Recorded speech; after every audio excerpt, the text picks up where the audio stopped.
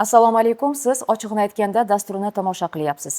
Farzandlarimiz maktabda yillar davomida tilni o'qishi, o'rganishi mumkin, lekin tilni bilish unda erkin muloqot qila olish deganimi? Xo'p, nega ba'zan til qoidalarini yaxshi bilgan o'quvchilar erkin muloqot qilishga qiynaladi? Ehtimol til o'rganishda faqat grammatika va darsliklar emas, balki jonli muloqot va til muhitini yaratish muhimdir. Aynan mana shu maqsadda maktablarimizda, aynan yuqori sinflarda xorijiy tilda suhbatlashuvchi mutaxassislarni jalb qilish dasturi amalga oshirilyapti. Xo'sh, bu dastur o'quvchilarga nima beryapti va uning natijalari nimalarda namoyon bo'lyapti? Bugun mana shu savollarga mutaxassislar bilan birgalikda javob izlaymiz. Payqaganingizdek, bugungi mavzuyimiz umumta'lim maktablarining yuqori sinflariga xorijiy tillarda so'zlashuvchilarni jalb etish dasturi orqali chet tilini bilish darajasini oshirishga bag'ishlanadi. Mutaxassislar bilan tanishtirib o'taman va yana bir diqqatga sazovor joyi shundaki, mutaxassislar orasida aynan xorijiy tilda so'zlovchi, ya'ni til egasini o'zlarini ham taklif etganmiz. Tanishtirib o'tamiz. Yashnobod tumani 61-maktab direktori Gulnora Islomova,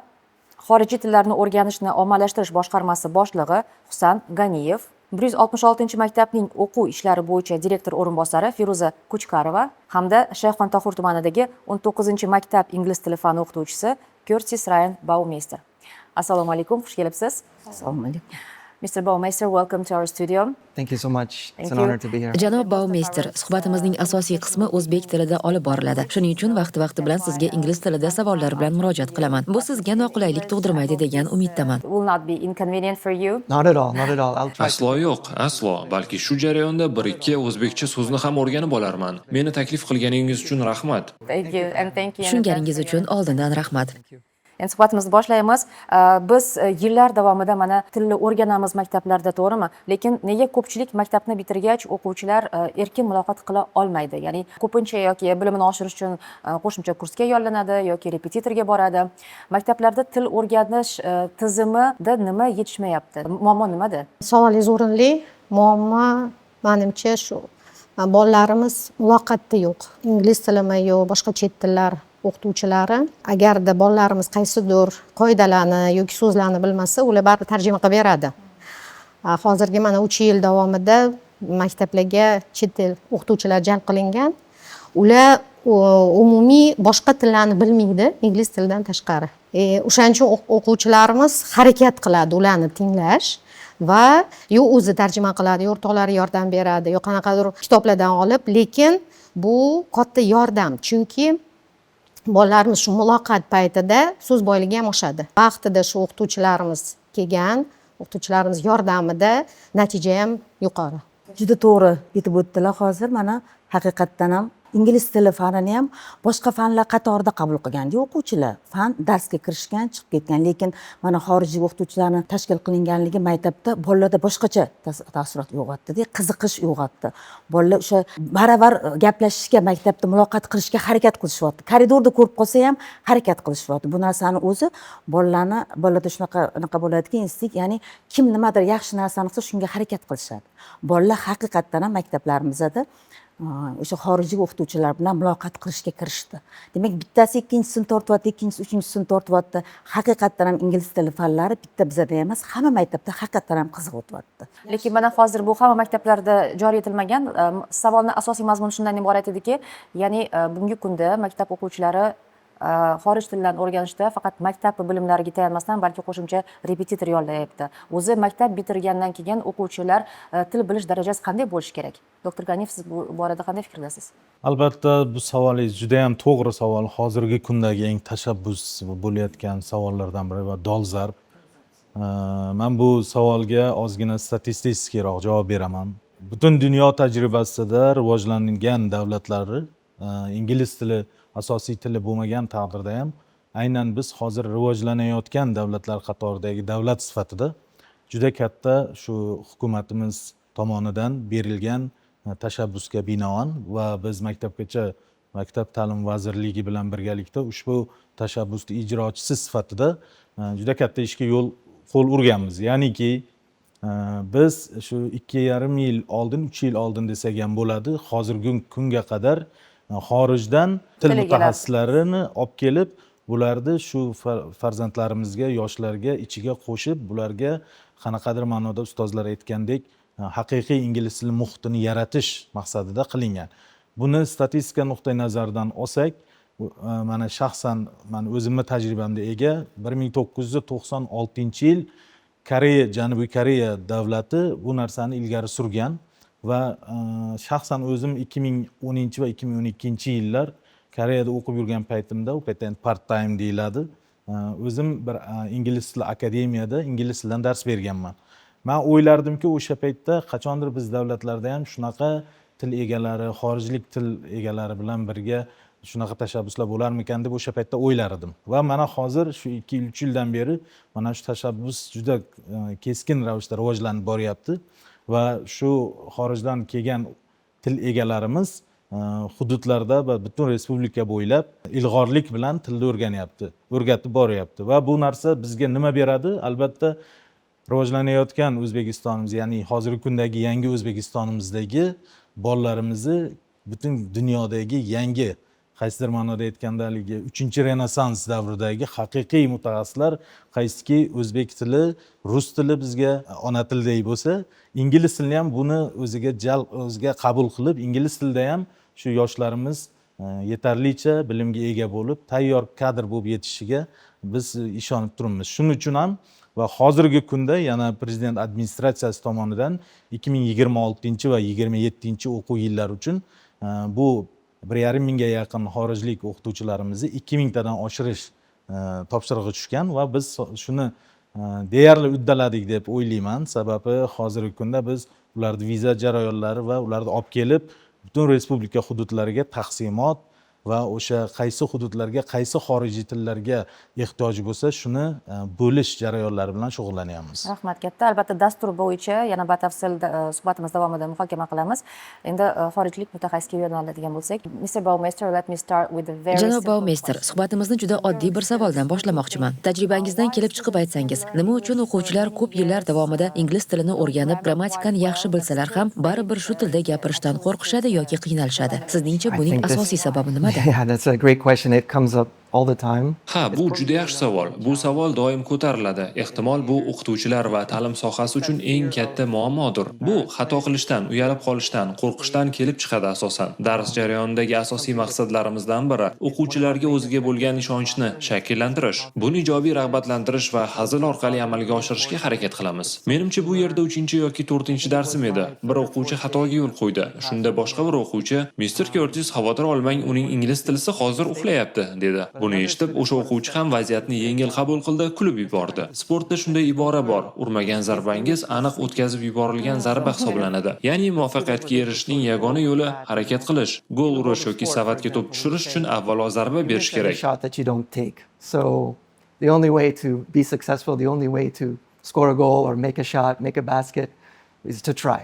Right? And what do you think should be the reason Rahmat. of Ingliz tilida erkin gapira olmaslikning yana bir sabablaridan biri biz o'rganadigan ingliz tili bilan ona tilida so'zlashuvchilarning talaffuzi o'rtasida katta farqda ham bo'lishi mumkinmi? Chunki til egasini tinglaganda til butunlay boshqacha eshitiladi. This is true. Ha, bu rost. Bu juda qo'rqinchli va hayratlantiruvchi holat bo'lishi mumkinligini tushunaman. Ammo ochig'ini aytsam, ingliz tili mening ona tilim emas. Men Kanadadanman va ehtimol kanadalik talaffuzda gapiraman. Boshqalar esa britancha, amerikancha, avstraliyacha va boshqa talaffuzlarda gapirishadi. Biroq o'ylab ko'rsangiz, bugungi kunda ingliz tili haqiqatan ham xalqaro tilga aylangan. Kuni kecha Birlashgan Millatlar Tashkilotida navbatdagi bosh kotib masalasi muhokama qilingan yig'ilish bo'lib o'tdi. O'sha bahsni kuzatsangiz, turli davlat rahbarlari turlicha talaffuzda va turli til darajasida inglizcha gapirishganini ko'rasiz. Ammo aynan shu xilma-xillik har birimizni o'ziga xos qiladi. You know, that's what makes us unique in the end, right? Sure. So there is Ha, to'g'ri. Xulosa qilsak, ingliz tilini bilish bilan unda erkin so'zlasha olish o'rtasida katta farq bor. actually. Thank you. Demak, shu tilni bilish bilan unda erkin gaplashish o'rtasida farq bor. Albatta, aslida shu ma'noda endi masalan aynan shu jihatga to'xtaladigan bo'lsak, odatda inson til muhitida yashaganda uni grammatikasini bilmagan taqdirda ham mana shu tilda erkin suhbatlashishni boshlay oladi, ya'ni gaplasha oladi. Shu ma'noda maktablarimizda mana bugun o'quvchilarni tabiiy til muhitini tashkil etish bolalarga qanchalik muhim? Ya'ni bu borada qanday ish qilinyapti? Siz ham yuqorida biroz qisman aytib o'tdingiz. Qo'shimcha aytmoqchi edim. Bu yil o'quv yilida 25-26 o'quv yilida 11-sinflarga fakultativ darsga kirganda. Menimcha qo'shimcha o'sha darslarga yana imkoniyat yaratib berdi. O'quvchilarimiz nafaqat shu muloqot o'qituvchi bilan qilgan shu chet el o'qituvchilar biza mahalliy o'qituvchilar bilan agarda oliy yurtga hujjat topshiraman desa o'sha IELTSga sifrga tayyorgarlik ko'rishgan. Biza shu o'tgan yil bilan solishtirsak 1,5 baravar ko'rsatkich katta bo'lganda o'zgarishi bor. Muloqotda bo'lmasa qiyin bo'ladi. Chunki azaldan chet tilini yoki rus maktablarida o'zbek tilini biz qoidadan boshlaymiz. Qoidani o'rgatamiz. Shunda biz eng katta urg'u beryotgandik. Hozirgi zamonda zamon talabi o'quvchilarimiz, endi yoshlarimiz muloqot qilib bilish kerak. Hozir mana sizlarni ham eshitib juda ham xursand bo'lyapman. Chunki bunaqa syomkalarda birinchi marta ingliz tilida muloqot qilgan havasim kelyapti. Tushunaman, lekin gapirishga qiynalaman. Xuddi shu masala aynan bugungi mavzuyimiz. Ya'ni ko'pchilik tushunadi, lekin gapirishga qiynaladi. To'g'ri. Shu muloqot bo'lsa, menimcha gapirib ketadi ham bizning yoshlar. Mana bugungi kunda umumiy hisobda qancha maktablarimizda hozir mana shunday dastur amalga oshirilyapti, ya'ni xorijiy mutaxassislar jalb qilingan. Hozirgi kunda respublikamiz bo'yicha 10 mingdan ziyod maktablarimiz bor. Hozirgi kunda barcha tumanlargacha yetib borganimiz yo'q, lekin 2025 va 26 o'quv yil mobaynida 1,5 mingga yaqin xorijlik o'qituvchilarimizni shu 1,5 mingdan ziyod bo'lgan xorijlik o'qituvchilarimizni shu 1200-1300 atrofidagi maktablarga taqsimot qilganmiz. Respublika bo'yicha. Respublika bo'yicha. Sababi ayrim katta maktablar talabiga binoan biz ikkitadan xorijlik mutaxassis berishga ham majbur bo'lganmiz. O'quvchilar soni katta. O'quvchilar soni kattaligi, kontingentning kattaligini hisobida. Lekin hozir ustozimiz aytgan gaplar juda ham to'g'ri. Mana yuqorida aytibdilar, asosiy narsa muhit. Juda ham qiziq hozirgi dasturlar. Men misol uchun barcha o'qituvchilari, ya'ni ingliz tili mutaxassislari o'zi ham qiziqib, xorijlik mutaxassislar bilan birga mahalliy ingliz tili o'qituvchilarimiz birgalikda, hamjihatlikda ishlab, bolalarga o'shani yetkazib beryapti. Men o'ylaymanki, bu til bu haligi cheksiz, chegarasiz limitga ega, limiti yo'q bo'lgan narsa. Shuning uchun dasturlar ham yildan yilga juda ham rivojlanib, kuchayib ketyapti va shuni mevasi sifatida mana siz o'zingiz ham xabaringiz bor, IELTS yoki boshqa turdagi xorijiy til sertifikatlarga menimcha o'ylaymanki, oldingi 5 yil, 6 yil yoki boringki 10 yil oldinga nisbatan hozirgi yoshlar juda ham tez erishyapti. Juda ham tez erishyapti. Chunki 8 oy IELTSni 0 dan boshlab 7,5 oldim, 8 oyda 8 oldim degan statistik ma'lumotlar albatta bizni juda ham xursand qiladi. Endi mana shu yerda tabiiy bir savol tug'iladi. Nega mana bugungi kunda davlatimiz e'tiborini asosan muloqot madaniyatini rivojlantirishga qaratyapti? Bu ehtimol balki o'sha maktabni bitirayotgan yoshlarimiz so'nggi imtihon topshirayotganda endi bilamiz, til bilish darajasini baholaganda 4 ta yo'nalish bo'yicha baholanadi. O'sha gapirish, yozish, eshitish, tinglash va o'qish yo'nalishlari bo'yicha. Mana shu ko'nikmalarda qandaydir bir muloqot yo'nalishida ko'nikmasi kamroq chiqadimi? Natijalar nima sababdan aynan mana shu muloqot madaniyatiga ko'proq e'tibor berilyapti? Haqiqatdan ham muloqot kamroq bo'lgan bolalarimizda buni tan olishimiz kerak. Hozir men yuqorida aytib o'tishgandek, ustozlarimiz haqiqatdan ham 4 yil, 5 yil oldin boya aytilgandek o'qituvchi diplom olgan o'qituvchini darsga qo'yilgan. Bu ham juda katta yordam berdi. Sababi o'qituvchilar o'z ustida ishlayapti-da, ishlab, o'rganib, ular ham sertifikat olib keyin darsga kirishyapti. Sertifikati yo'q o'qituvchi kirmayapti. Bu degani, xuddi mana o'quvchilar IELTS olgan, SIB olishga harakat qilayotgandek, o'qituvchi ham o'z ustida ishlab harakat qilyapti. O'z ustida ishlagan, harakat qilgan, sertifikat olgan o'qituvchi bilan baribir kecha institutni bitirib kelgan diplomli o'qituvchining orasida juda katta farq bor. Demak, u o'z-o'zidan mutaxassis o'qituvchi biladi. Xudoni student topkirib qo'ygandek bo'ladi, lekin bu o'quvchilar ko'proq harakat qilishadi, sertifikati bor o'qituvchilarimizga. Mana bu ham juda katta foyda berdi va boya aytganimizdek, o'quvchilarni o'zi muloqot qilishga harakat qilyapti. Balki bu jahon miqyosidagi harakatga o'quvchilar ham bog'liq bo'lganligidir. Mana aytilgandek, yangi O'zbekistonni jahon standartiga moslashuviga o'quvchilarimizning ta'siri kuchli bo'lyapti. Baribir keyingi 3 yillarning ichida bolalarimizning o'sishi ancha yaxshi ilgariga qaraganda. Mana hozir aytib o'tdilar, Toshkent tajribasini haqiqatdan ham bultur masalan o'quv yilimizda 23-24 o'quv yilini bitirgan paytimizda sertifikati kam bo'lgan bo'lsa, hozir maktablarda o'zi mustaqil o'qib sertifikat olgan bolalarimiz ham ko'p. Va mana Toshkent tajribasi asosida maktablarimizga asosan 11-sinflarimizni deyarli 40%, 50% qaysidir maktablarda oldi sertifikat. Bu juda katta yutuq. avvaliga hammamiz bilamiz, boshida fakultativ deyilganda ota-onalardan hamma maktablarda bo'ldi u. To'polon qilgan fakultativ, repetitorga borish kerak, boshqa qilish kerak. Tushuntirdik ota-onalarga biza. Faqat bu sertifikat oladi, ishonishmadi boshida. Mana keyin sertifikat olingandan keyin ota-onalar kelib, rahmat deb maktabga haqiqatdan to'g'ri aytibsizlar. Keyingi yil yana bo'ladimi Toshkent tajribasi o'sha qo'yilganligini, o kichkina sinflarda ham qo'yinglar, 9da qo'yinglar, 10da qo'yinglar qilib ota-onalarni o'zini, demak, o'sha xorijiy tilni o'rganishiga ota-onalarning o'zini ishtiyoqi baland bo'ladi. Hozircha bu juda ma'lum katta yutuq. maktablarda yo'lga qo'yilgan, to'g'rimi? Albatta, ha, hozir 11-sinflarimizda bo'ldi. 11-sinflar. 25-26 o'quv yilimizda 11-sinflarimizni tashkil qildi Toshkent tajribasi. Mana endi keyingi yil Xudo xolasa yana Boshqa kengayar hududlarda degan ham umiddamiz, joriy Xudo etiladi xolasa. Yana bir narsa, ustozim aytganlaridek juda ham to'g'ri. Toshkent tajribasida endi statistik fakt bilan men aytib o'tib ketaman. Shu aytganlaridek 21 mingdan ziyod 11-sinf o'quvchilarimiz sertifikat topshirib 10 mingdan ziyodini va bu narsa birinchi yilda o'zida 47% tashkil qildi. 47% bu til o'rganuvchi Yutuq uchun katta. juda katta narsa.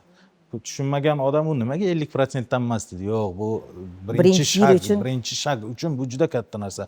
Bo'lib ham biz bir turdagi sinfda olib gapiryapmiz hozir. Endi bu narsa nimadan?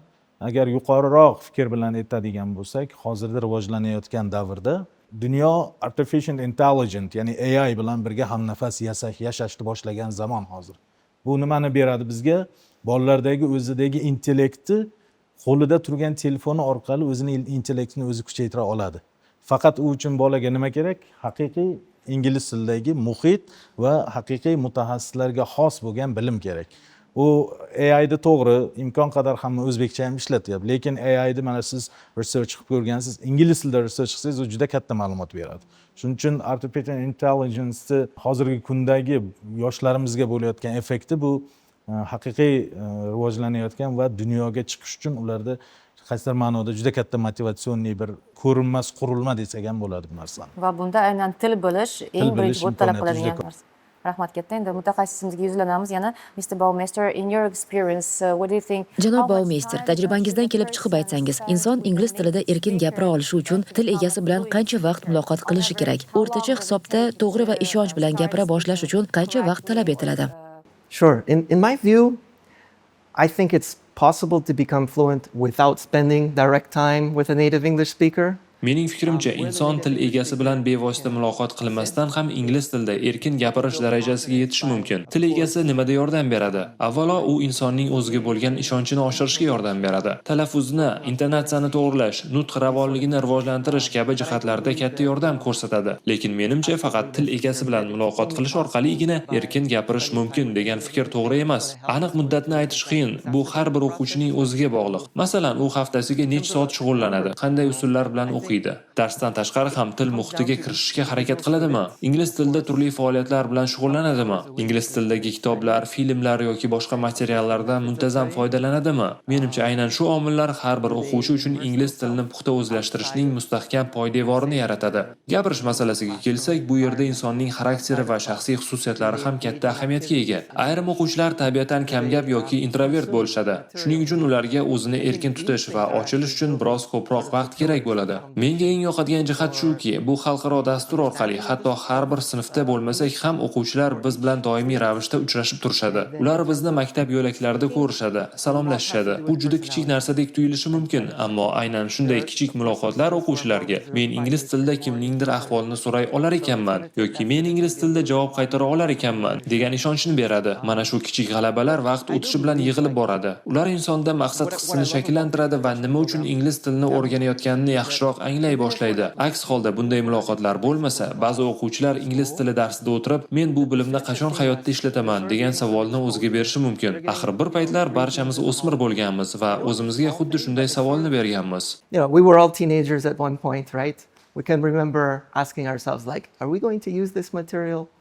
So yeah, I don't know if I answered your question properly. And And then I think yes, at the end of the day, Eng muhimi muntazam muloqot qilish va yetarli til muhitini yaratish kerak, to'g'rimi? sufficient language atmosphere, I think. Yes, exactly. Mr. Kurtz once mentioned about one thing because right now Menimcha, janob Curtis bir muhim jihatni ta'kidlamoqchi edilar. Chunki ayni paytda O'zbekiston Respublikasi Maktabgacha va Maktab ta'lim vazirligi o'tgan yildan buyon aynan shu masalaga alohida e'tibor qaratib kelmoqda. Ularning aytishlaricha, barcha ingliz tilida erkin gapirishni xohlaydi. Lekin mening tajribamga ko'ra, O'zbekistondagi ko'plab o'quvchilarda ichki hayajon bor. Agar har biridan alohida so'rasangiz, ular so'zlarning ma'nosini biladi, ammo boshqalar oldida gapirishga kelganda biroz uyalishadi. Hozirgi asosiy vazifamiz aynan shu uyalish hissini, shu ichki hayajonni yengish. Ular til egalari bilan ham bemalol muloqot qila oladigan darajaga yetishlari kerak. Albatta, talaffuz esa boshqa masala. Buni shakllantirish va insonning o'zini mutlaqo erkin his qilishi uchun uzoq vaqt talab etiladi.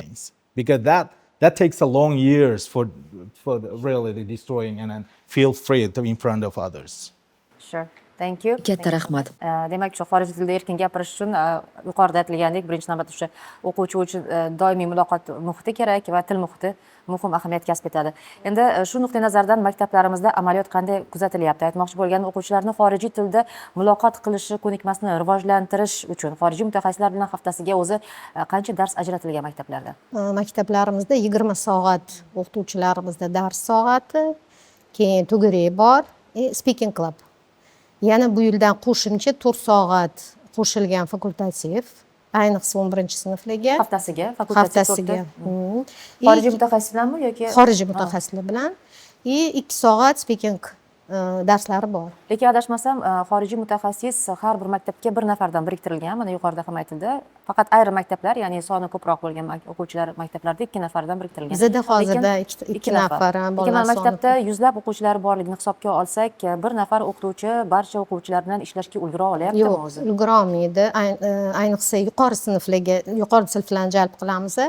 Lekin shu dars jarayonida bizning mahalliy o'qituvchilarimiz birgalikda dars o'tadi. Ular birgalikda o'tiradi, o'rganadi ham.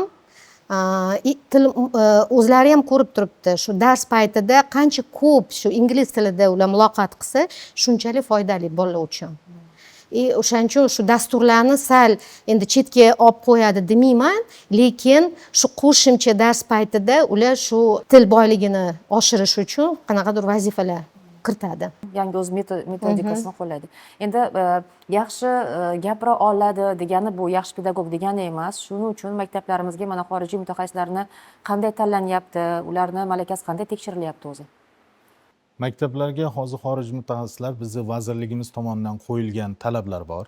Ya'ni u talablar shulardan iboratki, ularni aynan teaching experience, ya'ni o'qituvchilik mahoratida kamida 3 yildan kam bo'lmagan mahorat tajribasiga ega bo'lgan bo'lish kerak va ular o'zlarini ham kerak bo'lsa native speaker davlatlarda, ya'ni ingliz tili o'zining tili bo'lgan davlatlardan emas, balki boshqa ingliz tilida so'zlasha oladigan davlatlardan biz maksimalga erishgan sertifikatlarini so'raymiz va shunga binoan biz o'zimiz Teach Connect degan platforma ishlab chiqqanmiz. Shu platforma orqali yoki to'g'ridan to'g'ri topshirishi orqali biz ularni professional tarzda mana Mr. Kurtz va boshqa xorijiy ekspertlarimiz bilan birgalikda ularni Zoom intervyular qilib va shu intervyulardan keyin bizni ichki ekspertlarimizni tasdig'i bilan agar bizga, ya'niki bizni maktablarimizdagi dasturlarga mos va xos ravishda faoliyat olib borishga rozi bo'lganlari va O'zbekistondagi bizni bolalarimizni madaniy qadriyatlariga to'g'ri kela oladigan va ularni o'zimizni qadriyatlarimizni hurmat qilgan va shunga o'xshagan o'zimizni milliy qadriyatlarimiz bilan talabimizga mos kelgan xorijlik mutaxassislarni biz hozirgi kunda jalb qilish jarayonidamiz. Ya'ni pedagogik mahorat va qobiliyat ham tekshiriladi albatta. Albatta. Pedagogik mahorat bu birinchi o'rindagi talab. Yana aytib o'tganlaridek, shu xorijiy o'qituvchilarga biz hamma sinfga kirgizishga harakat qilamiz. Hozir to'g'ri aytdilar. Kirgizishga harakat qilganmiz. Biz har oyni boshida bularga dars jadval tuzib beramiz. Dars jadvali qilib beramiz. Dars jadval qilib berayotgan o'quvchilar bo'yicha bularga mana bizda ham ikkita xorijlik o'qituvchi ishlardi. Bittasi Hindistondan kelganda, ikkinchilari Amerikadan kelgan. Juda yaxshi mutaxassislar va ularga har oyni boshida qaysi sinflarga kirishligi kerakligi to'g'risida berilgan reja asosida dars jadvali tuzib beramiz. Sinflarini taqsimlagan holatda va chunki o'sha sinflarni taqsimlagan holatda dars jadvali tuzib beramiz, kirib darslarni analiz qilamiz albatta. Har doim kirib fikrini bo'lmasligi uchun ko'p hollarda masalan o'sha kamera orqali ham darslar analiz qilinadi va ana shu fikrlardan kelib chiqqan holatda boshqa sinflarga yana hamma sinflar qamrab olinadi imkoniyat darajasida. Albatta boya aytganingizdek bitta o'qituvchi, masalan bizada 6 dan 7 dan paralel katta maktab, 2 dan o'qituvchi kirita olmaymiz, lekin albatta harakat qilamiz imkoniyat darajasida hamma sinflarni qamrab olishga. Hamma sinflar qamrab olinadi, lekin dars sonlari biroz kamroq, to'g'rimi? Yo'q, endi albatta Yetarli emas hozircha. u davlat ta'lim standartidan tashqariga chiqib keta olmaymiz belgilangan holatda, lekin maktabda tajribali rahbariyat tomonidan adashmasam hamma joyda ham harakat qilinadi. O'sha dars jadvaliga kiritish, berish, rejalashtirish, bitta reja bo'yicha ishlanmaydida, har oy jadvalni almashtirib turamiz. Yuqori sinf deyapmiz, nechinchi sinfdan boshlab o'tiladi? 9-10, 11 sinflar. Agar endi masalan pastki sinflarimizga ham 1-2 marta qo'yib berdik o'zi xohlagani uchun bo'sh vaqtida, u paytda endi albatta o'qituvchini darsiga kiradi. Ingliz tili o'sha mahalliy o'qituvchi bilan birgalikda mahalliy o'qituvchini ham darsini kuzatadi va o'qituvchini roziligi bilan u ham masalan 10 minut, 15 minut bemalol dars. Bolalar juda qiziqishadi unga. Bemalol dars o'tishadi. Endi yuqoridagi savolni xorijlik mutaxassisga ham beraman hozir. Mr. Baumeister, do you think being a native... Janob Baumeister, sizningcha insonning o'z ona tilida erkin so'zlasha olishi uni yaxshi o'qituvchi qiladimi? O'smirlar bilan samarali ishlash uchun xorijlik o'qituvchi qanday fazilatlarga ega bo'lishi kerak? To work effectively with teenagers. So I believe that to be Menimcha eng yaxshi o'qituvchi bo'lish uchun faqat til egasi bo'lishning o'zi yetarli emas. O'zbekistonga jalb qilinayotgan o'qituvchilar o'z ishiga juda sadoqatli. Ular hurmat bilan munosabatda bo'lishlari kerak. Albatta, topqir va turli vaziyatlarga moslasha oladigan bo'lishlari ham muhim. Ammo menimcha eng asosiy fazilat bu ishga bo'lgan ishtiyoq. Ular ham biz kabi o'quvchilarga ishonishlari, ularning imkoniyatlariga ishonch bildirishlari kerak. probably the number one thing is they need to be passionate. They need to, believe in the students as much as we do. Ayniqsa o'smirlar bilan ishlaganda bu juda muhim. Albatta. Thank you. Okay. Endi mana bu yerda aytilyapti, pedagogik yondashuvdan tashqari mana hal qiluvchi ahamiyat bu albatta umumiy til topish, ya'ni bolalar bilan xorijiy mutaxassislar mustaqil dars o'tadimi? Mana yuqorida siz ham aytdingiz, bizning mahalliy o'qituvchilar ham kiradi darsga dedingiz. Ular mustaqil dars o'tadimi yoki hamkorlikda o'zimizning mahalliy o'qituvchilar bilan? Mustaqillik dars o'tishi kerak ular, lekin o'qituvchilarimiz nazoratda-da.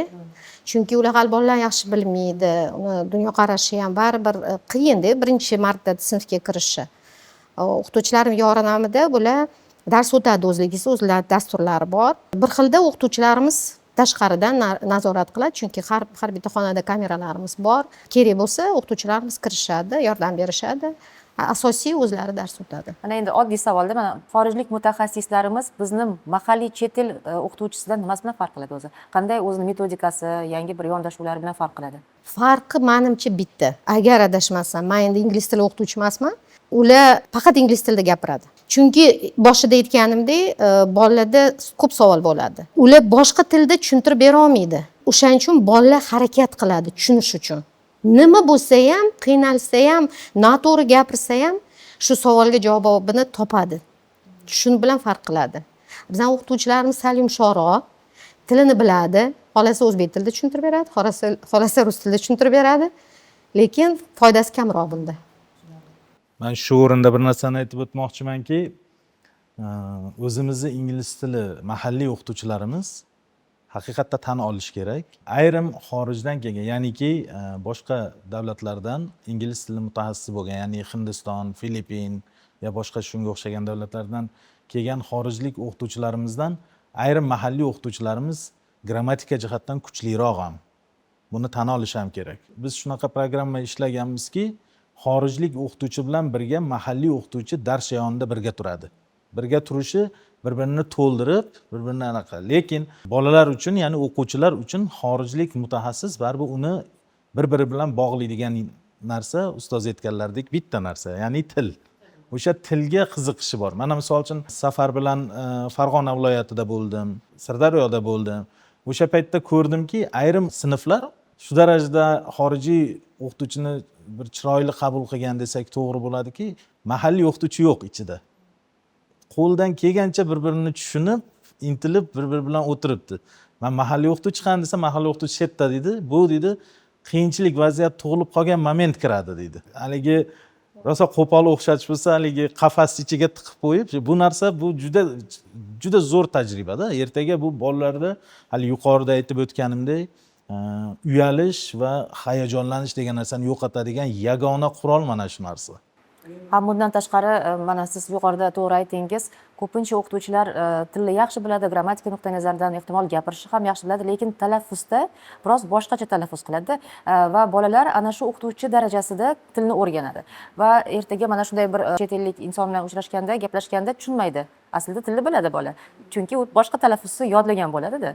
Shu jihatdan aynan xorijlik mutaxassislarni jalb qilinishi katta ahamiyatga ega. Shu jihatdan ular birga o'tirishadi. Haqiqatdan ham to'g'ri aytdilar, chunki hozirgi, ayniqsa hozirgi zamondagi hozirgi bolalarimiz uyalishdan, birovni oldida bo'yin egishdan juda qo'rqishadi. O'qiyaptimi, u aytganingizdek harakat qilyaptimi, bu ham harakat qilish kerak. Uyalib qolishdan, kimdir masxara qilishdan hozirgi bolalar juda cho'chiydi. Shuning uchun o'zi uchun harakat qiladi. O'qib, harakat qilib, men u o'qiyaptim, nega u biladi, men bilmayman deb, o'zi bunaqa bolalarimiz juda ko'p, o'zi harakat qilib o'qigan bolalarimiz hozir juda ham ko'p. O'zi uchun ham harakat qiladi. Shuning uchun bu albatta juda katta tengqurlariga ham qaraydi-da. Tengqurlari intilyapti, albatta mana shu atrof muhit juda ham katta rol o'ynaydi. O'sha o'qituvchi orqada o'tirib, xorijiy o'qituvchi o'zi gapirayotgan payt har doim o'qituvchi aralashavermaydi ularning darslariga. Faqat kuzatib o'tiradi o'qituvchi. O'sha analiz qilganda orqada kuzatib o'tiriladi. O'shanda ham o'zi uyalib qolmasligi uchun harakat qilyapti bolalarimiz. Rahmat. Mr. Baumeister, Janob Baumeister, o'quvchilarda ingliz tilida gapirish ko'nikmasini rivojlantirish uchun darslarda qanday amaliy usullardan foydalanasiz? There's a variety of methods in the classroom. So one challenge that we have in many of the classes Darslarda turli xil metodlardan foydalanamiz. Asosiy qiyinchiliklardan biri bir sinfda turli darajadagi o'quvchilarning o'qishidir. Shuning uchun har bir o'quvchi uchun mos vazifalarni tayyorlashga harakat qilamiz. Biz hech kim o'zini ortda qolgandek his qilishini istamaymiz. Shu bilan birga B1 yoki B2 darajasidagi o'quvchilar ham o'zlarini zerikkanday yoki rivojlanmayotgandek his qilmasliklari kerak. Shuning uchun shunday usullar va mashg'ulotlarni qo'llaymizki, ba'zan o'quvchilar birgalikda ishlashadi. Darslarda gapirish amaliyoti juda ko'p bo'lishi kerak. Bu biz alohida e'tibor qaratayotgan jihatlardan biri. Biz avval ham aytganimizdek, o'quvchilarda o'ziga ishonchni shakllantirishga harakat qilamiz. Shu bilan birga mahalliy ingliz tili o'qituvchilari bilan hamkorlikda ularni rivojlantirish tafakkurini shakllantirishga intilamiz. Bu nima degani? Agar siz hozir biror vazifani bajara olmasangiz, bu uni hech qachon bajara olmaysiz degani emas. Demak, siz bu ko'nikmalarni keyinchalik egallashingiz mumkin va shu yo'lda ishlashda davom etishingiz kerak. Biz har bir o'quvchini rag'batlantirishga harakat qilamiz. Natijada darslar ko'proq muloqotga asoslanadi. Guruh muhokamalari, nutq mashqlari, bahs munozaralar ko'payadi. Asosiy maqsad bolalarni ko'proq gapirtirish. Yana bir muhim jihatni ham aytib o'tishni istardim. Biz o'quvchilarning qiziqishlariga tayanishga harakat qilamiz. Faqat an'anaviy usullarga darslik oldida o'tirib matn o'qishga tayanmaymiz. Chunki ba'zan darslikdagi material o'quvchi qo'liga yetib kelguncha ham eskirib qoladi. Shuning uchun biz ularni haqiqatdan ham qiziqtiradigan mavzular va g'oyalarni darslarga olib kirishga harakat qilamiz. a script that may be outdated by the time it reaches the students' eyes, yes? So we try to bring in topics and themes that the students can really engage in, yeah? And how much time you Bir work kunda nechta dars o'tasiz odatda? usually? Yengilroq kunlarda 4 ta dars bo'ladi. Biroz bandroq kunlarda esa 6 yoki 7 ta dars o'taman. Bu dars jadvaliga bog'liq. And in total what Ushbu dastur doirasida O'zbekistonda yana qancha vaqt this qolasiz? program? I've been here in Uzbekistan. Hozirgacha O'zbekistonda taxminan 6 oydan beri ishlayapman. For 6 months. Va qaysi muddatgacha qolishni rejalashtiryapsiz? Well, I'm not putting a limit on it. Rostini aytsam, o'zimga aniq muddat It belgilamaganman. depends on Umid you qilamanki, or hammasi maybe yaxshi davom etadi. Ha. O'zbekiston xalqi meni juda samimiy qarshi oldi. Shu vaqtgacha bo'lgan tajribam ajoyib bo'ldi va kelgusida ham shunday davom etishga umid qilaman. Continue into the future. Yeah.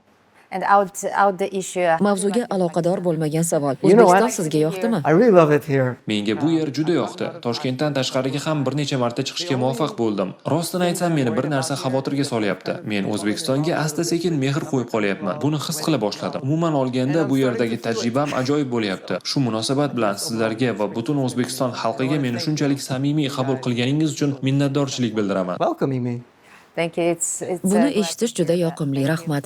yana bir asosiy masala biz aytyapmiz, yuqorida ham aytildi, tajriba almashish masalasi, to'g'rimi? Mana bulardan so'radim, qancha vaqtga keldingiz? Albatta bular dastur doirasida kelganlar ma'lum bir muddatga. Mana deylik, xorijlik mutaxassis keldi, dars berdi, ma'lum vaqti tugadi va qaytib ketdi. Ularni o'sha tajribasi maktabda qolish uchun nima qilinyapti bugungi kunda? Savolingiz o'rinli, chunki yoz davomida ko'pchilik o'zini yurtiga ketishadi. Lekin bizada bitta o'qituvchimiz qolgan. Ular hozir shu yozgi oromgohda to'g'ri o'tyaptilar. Bolalarimiz o'tda har xil yoshi, 7 yosh ham bor, 12 yosh bor. Ularga ham to'g'ri o'tgan paytida o'sha faqat ingliz tilida muloqot. O'zi shartnomasida asosida necha yilga gaplashiladi? Manimcha bu savolga men javob berganim to'g'riroq. Ustozimiz aytganlaridek, biz bu yil yozga 250 nafar xorijlik ixtiyoriy kim qoladi degan savol berdik va shunga binoan shu 1,5 mingga yaqin xorijlik o'qituvchilarimizdan 250 nafari yozgi oromgohlarga butun respublika bo'yicha qolgan. Ixtiyoriy ravishda va biz ularga open space qilib berdik. Что kim qolsa, xohlasa qolsin, пожалуйста va vazirligimiz tomonidan barcha expenselar to'lab berish sharti bilan. Shartnoma asosiga kelsak, mana 1,5 mingga yaqin o'qituvchilarimizdan 1400 nafariga yaqini bizda shartnomani extension deyiladi, ya'ni shartnoma uzaytirish asosida qoldi va qolganlarini biz yangilarini jalb qilyapmiz. Shartnoma bizda bitta akademik o'quv yili uchun beriladi. Kimni qolishi ixtiyoriy ravishda ularni o'ziga tashlaymiz. Hozirgi kunda mana tasavvur qiling, 95% o'qituvchilarimiz, xorijiy o'qituvchilarimiz ular qolishga qiziqish bildirgan. Sababi bu nimani bildiradi? 2025 va 26 yildagi bolalar bilan, ya'ni o'quvchilar bilan o'zlarini komfort his qilganligi va mahalliy ingliz tili o'qituvchilari va maktab direktorlari, maktab direktor o'rinbosarlari bilan o'zini juda uyida yurgandek his qiladi. Asosan men xizmat safari bilan borgan paytlarimda ham birinchi e'tibor beraman shu maktab direktori va mahalliy ingliz tili o'qituvchi bilan kommunikatsiyasi qanaqa. O'zim uchun ichimdagi savol va shuni tekshirgan paytimda haqiqatda juda bir-biriga iliq va juda bir-birini yaxshi ko'rgan, bir-biri bilan moslashgan, xorijlik o'qituvchi o'zini ayrim hududlarda uyida yurgandek his qiladi. Unaqa odam albatta keyingi yil uchun men qolaman deydi. Shuning uchun biz bu narsani open qoldirganmiz. Kim qolsa ixtiyoriy ravishda shartnomasini cho'zib beramiz. Va o'qituvchilar ham mos ravishda ular bilan birgalikda tajriba almashadi. Xuddi shunday. Tajriba masalasida yuqoridagi savolingiz nima qoladi degan narsada. Bu albatta yuqorida aytganimizdek mustahkam ishlangan, bizni xorijlik ekspertlarimiz tomonidan ishlangan dastur. Mana shu dastur birinchidan biz mahalliy o'qituvchilarimizni ham qaysidir ma'noda juda katta upgrade qiladi. Ya'ni ko'zini yana ham kattaroq ochib, bunaqa tilda bunaqa funksiyalari bor ekan. Va bu dasturlar asosida bular yildan yilga dastur o'zgarib, dastur murakkablashib, qaysidir ma'noda dastur haligi nima deb pishib borgan sari, chunki biz jahonga chiqamiz deb turgan odam doimiy dasturda juda murakkablashish emas, bu dasturni pishirishga boramiz. Ya'ni dastur vaqtinchalik emas, balki doimiy doimiy ravishda o'zgarish ham qanaqa, sxema o'zgarmaydi, lekin bolalarni o'sib borayotgan darajasiga qarab dastur o'zgaradi. Bolalarni misol uchun bitta bolaga bitta narsani takrorlash noto'g'ri narsa. Rahmat. Endi mendagi statistika ma'lumotlarga ko'ra 2024-yilda aynan xorijiy mutaxassislar biriktirilgan maktablardagi o'quvchilar, chet tili sertifikatini olgan o'quvchilar 3000 nafarni tashkil etgan bo'lsa, 2026-yilda 10 mingdan ham oshib ketibdi. Tabiiy savol tug'iladiki, aynan xorijlik mutaxassis jalb qilingani uchun mana shunday ko'rsatkichga erishildi deyish qanchalik tekshiriladi bu narsa? Ya'ni ma'lum bir o'sha tekshiruv amaliyoti o'tkaziladimi bu bo'yicha? Bu narsa juda to'g'ri savol, lekin bu narsani men javobini ozgina psixologik javob deb bilaman. Sababi nimadan? Mana uyingizga tasavvur qiling, siz uyingizda siz komfort yashab yuribsiz va uyingizga siz qanaqadir xorijdan mehmon keldi. Siz o'zingizni har doim yashab yurgan komfortingizdan-da komfortlashishga va mehmonni oldida qaysidir ma'noda ijobiy mas'uliyat olishga majbur bo'lasiz.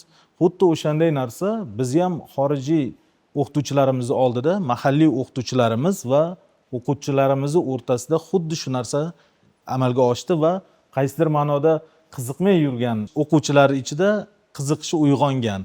Shu 21 mingdan oshiq o'quvchilarimizdan 10 ming nafardan oshiq bu narsaga erishish, bu shaxsan o'zimning fikrim shu o'quvchilarimizdagi shaxsiy shu qiziqishning evaziga oshib bordi bu. Shunchaki bir instinktiv tahlil olib qaraganda aynan mana shu sabab bo'lgan. Mana shu sabab bo'lgan deb o'ylayman. Chunki u hech kimni majburlay olmaydi. Tasavvur qiling, sizni hech narsaga hech kim majburlay olmaydi. U o'zingizda qiziqish uyg'onsa qilasiz bu narsani.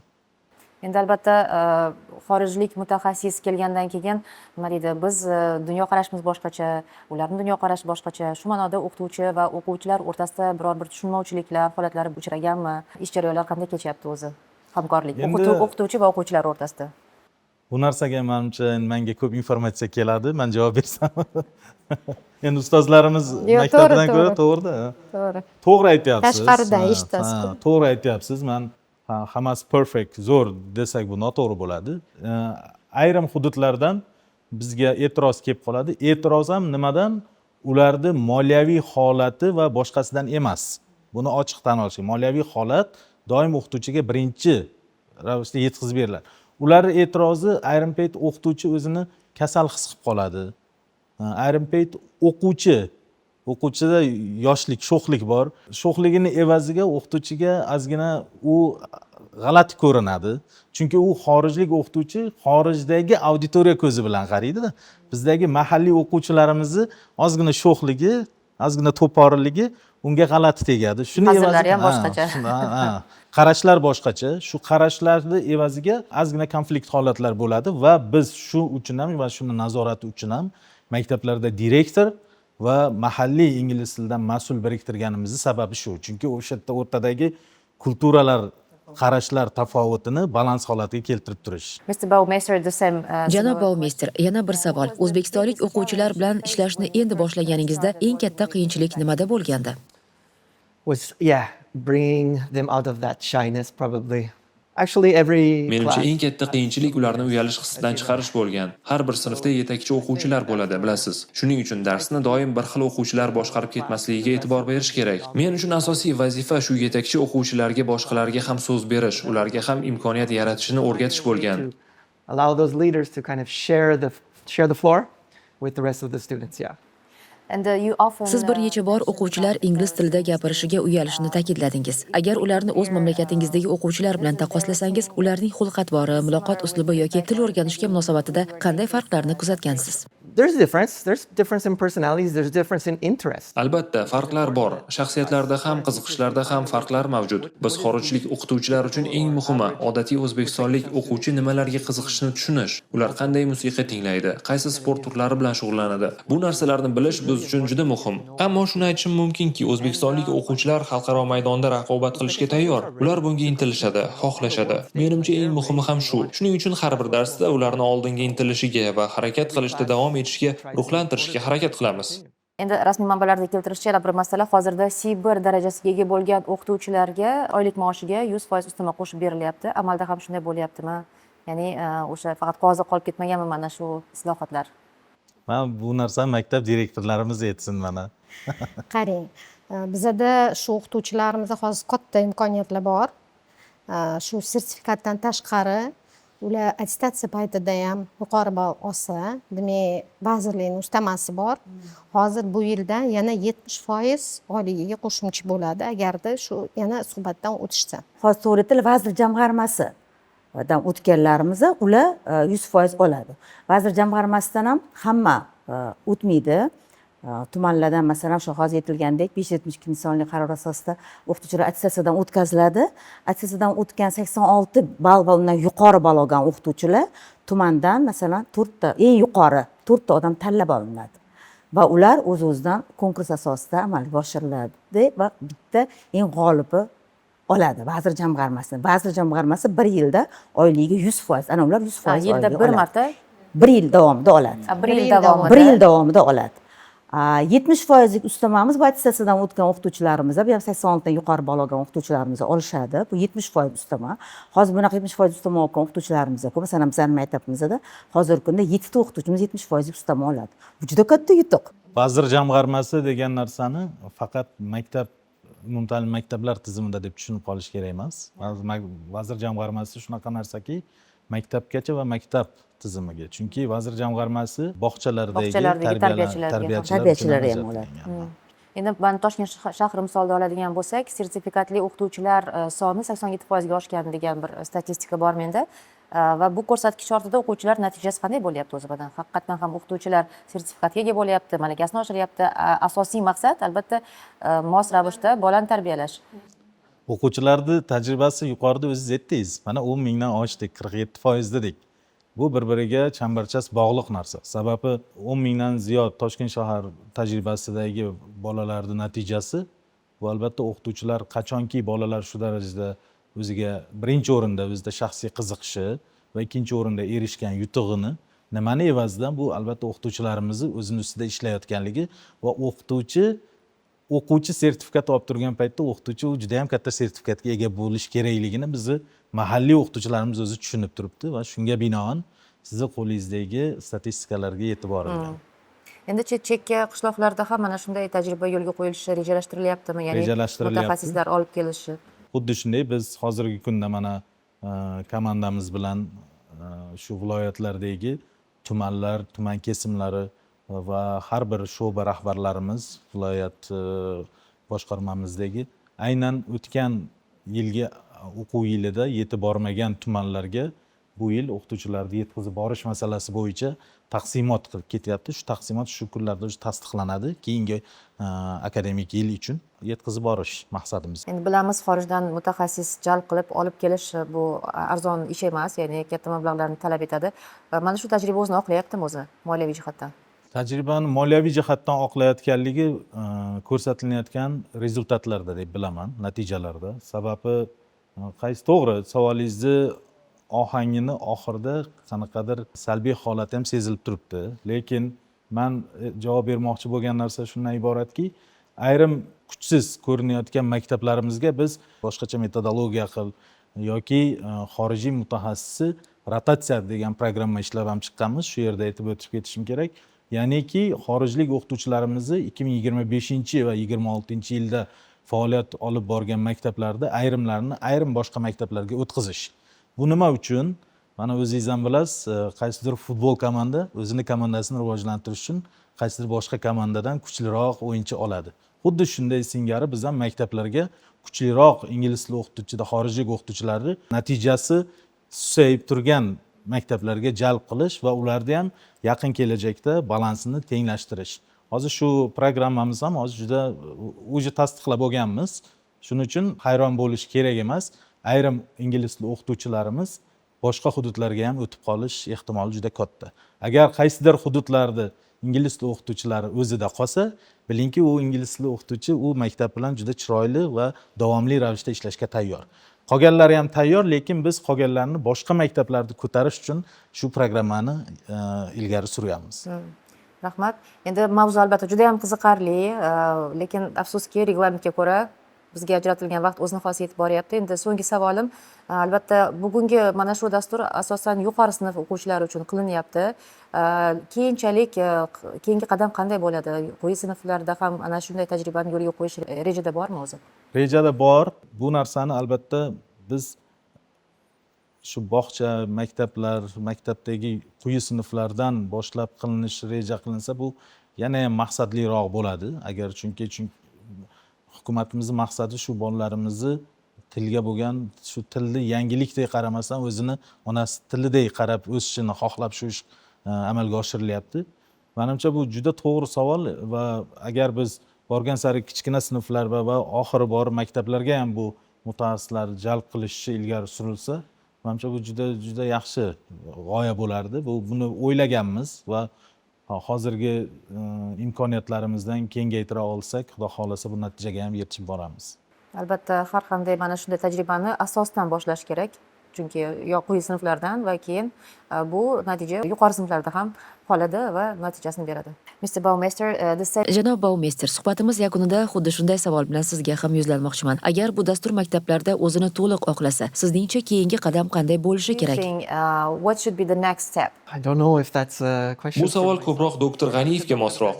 Just your opinion. Shunchaki shaxsiy fikringizni bilmoqchi edim. In my opinion, I think that's just when I want to say when the program is. Menimcha, bu yerda agar dastur muvaffaqiyatli bo'lsa emas, Sure, balki when. dastur muvaffaqiyatli Yes. bo'lganda deb aytish to'g'riroq. Men bu dastur albatta muvaffaqiyatli bo'lishiga ishonaman. Bu avvalo dasturga bo'lgan ishonchning yana mustahkamlanishini anglatadi. Umid qilamanki, O'zbekiston ingliz tili dasturiga, o'quvchilarga va mamlakat kelajagiga sarmoya kiritishda davom etadi. Menimcha, eng oddiy va asosiy javob shu. Albatta, keyinchalik ayrim kichik o'zgarishlar bo'lishi mumkin, bu tabiiy. Ammo mening eng katta istagim O'zbekiston ushbu dasturni davom ettirsin va bir kuni bugungi o'quvchilarimiz katta xalqaro maydonlarda darsda o'rgangan bilimlarni amalda qo'llayotganini ko'raylik. Thank you so much. Ajratgan vaqtingiz va qimmatli fikrlaringiz uchun yana bir bor katta rahmat. Thank you very much. Katta rahmat. Men uchun ham katta mamnuniyat bo'ldi. Okay, thank you. Sizga ham katta rahmat. Biz bilan suhbatga ajratgan vaqtingiz, tajribalaringiz bilan bo'lishganingiz uchun minnatdorlik bildirib qolamiz. Rahmat katta. Suhbatimiz so'ngida shuni xulosa qilishimiz mumkinki, xorijiy tilni bilish bu shunchaki so'z yodlash yoki sertifikat olish emas, balki o'z fikrini erkin ifoda etish va erkin muloqot qila bilishdan iborat.